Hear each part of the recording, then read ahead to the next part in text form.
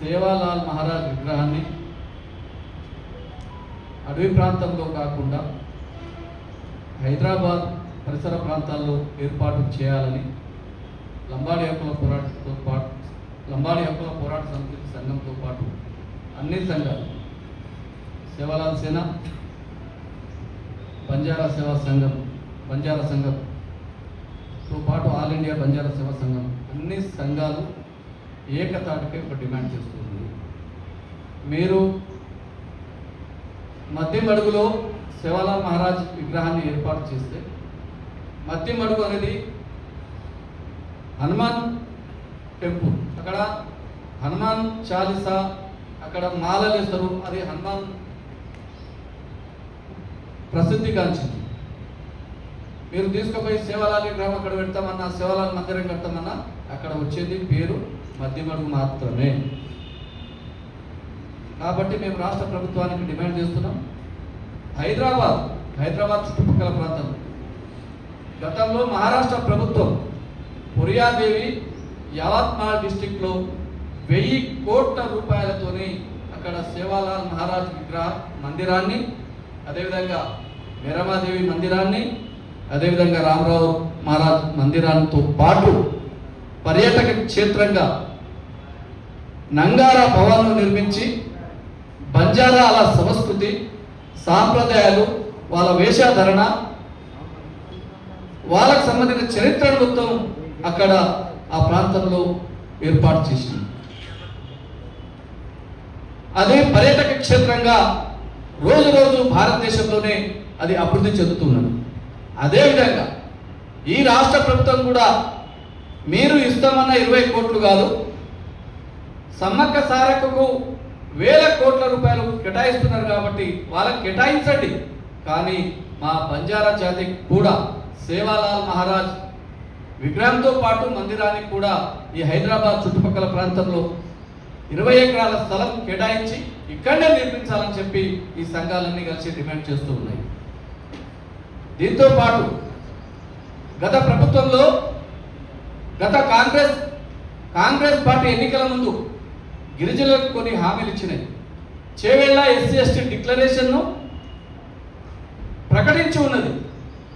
ఆ SC/ST డిక్లరేషన్ను తక్షణమే, ఇప్పుడు బడ్జెట్ సమావేశాలు నడుస్తున్నాయి కాబట్టి ఈ బడ్జెట్ సమావేశాల్లో ఆ డిమాండ్లను నెరవేర్చాలని చెప్పి లంబాడి హక్కుల పోరాట సమితి డిమాండ్ చేస్తూ ఉన్నది.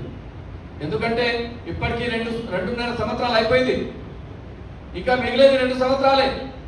ఇప్పటి వరకు మా గిరిజన జాతికి ₹1 కూడా మీ బడ్జెట్లో కేటాయించలేదు. గత 2 సంవత్సరాలుగా కేటాయించిన బడ్జెట్లో 10,600 కోట్ల రూపాయలు కేటాయిస్తే 4,000 కోట్లు మాత్రమే ఖర్చు చేసింది. 6,600 కోట్ల రూపాయలు ఖర్చు చేయలేదు.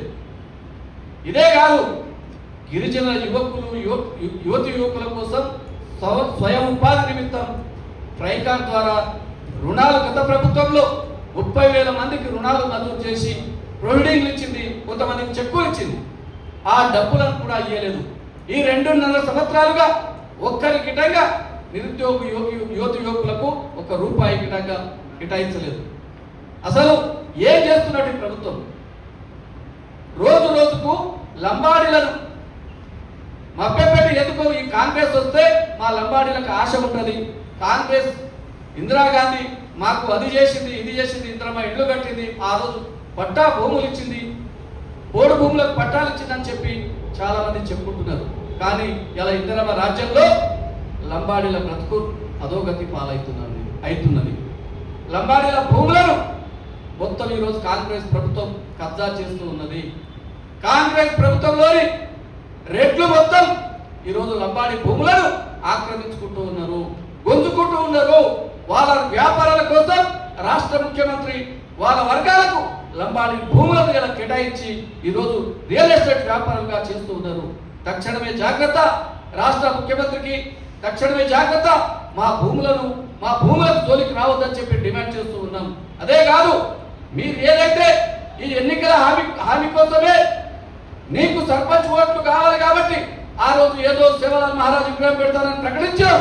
కానీ ఆడ కాదు, మమ్మల్ని మళ్ళా తీసుకుపోయి అడవిలో కాదు మమ్మల్ని నెట్టాల్సింది, మాకు హైదరాబాద్ చుట్టుపక్కల ప్రాంతం, మేము అడవి నుండి హైదరాబాద్కు వస్తున్నాం, మాకు హైదరాబాద్ చుట్టుపక్కల ప్రాంతంలో ఒక 20 ఎకరాలు కేటాయించలేదా? మీ కులాలకు, మీ వర్గాలకు ఒక్కొక్క కులానికి 10 ఎకరాల భూములు కేటాయించారు, భవనాలు నిర్మించుకున్నారు.